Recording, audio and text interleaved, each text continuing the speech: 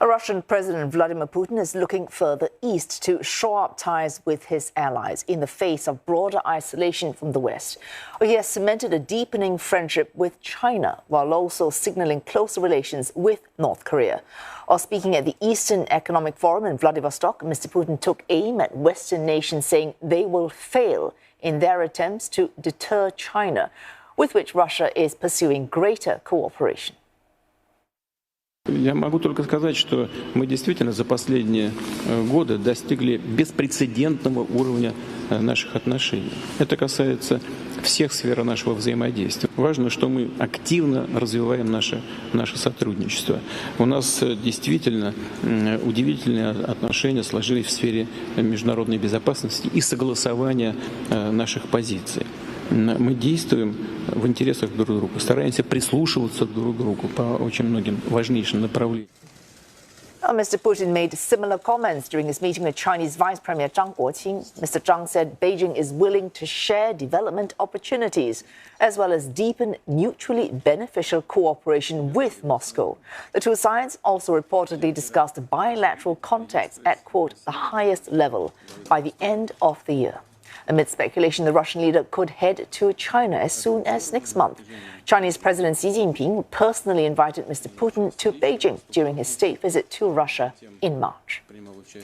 And Dasha Chernyshev joins us live from Moscow for more details. Dasha, Mr. Putin also addressing what he says is the need for a new world order. How would he like that to take shape?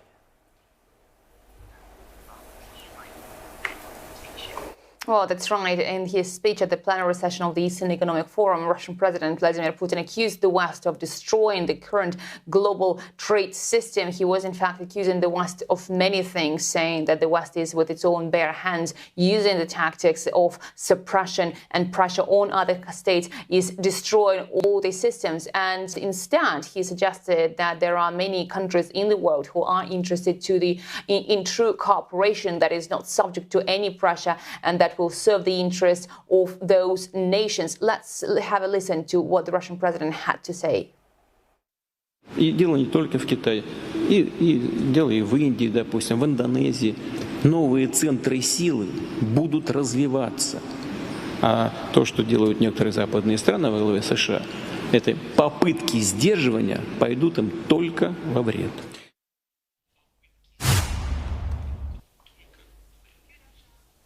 The Russian president was also talking about the Russian economy, saying that the Russian businesses have almost managed to restructure the logistics that have been hampered after the imposition of sanctions against Russian Federation in 2022. He was also talking about the freeze of the Russian assets in the West, saying that Russia has managed to earn twice more, but that, of course, was not right, that the Western countries have resorted to freeze those assets in the West. He also addressed the Russian businesses, saying that they should learn the lesson and do business where it is reliable, that is at home and with new partners.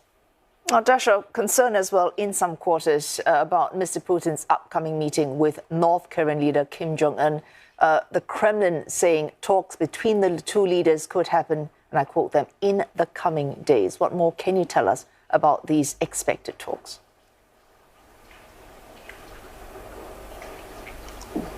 Well, indeed, the Kremlin didn't precise the exact days or the venue for this meeting, so that will be taking place in the coming days, as we have heard the Kremlin spokesman Dmitry Peskov suggesting. We also understand that the two leaders will have the respective delegations of these two countries, and if needed, the Kremlin says the two leaders will proceed in a one-on-one format.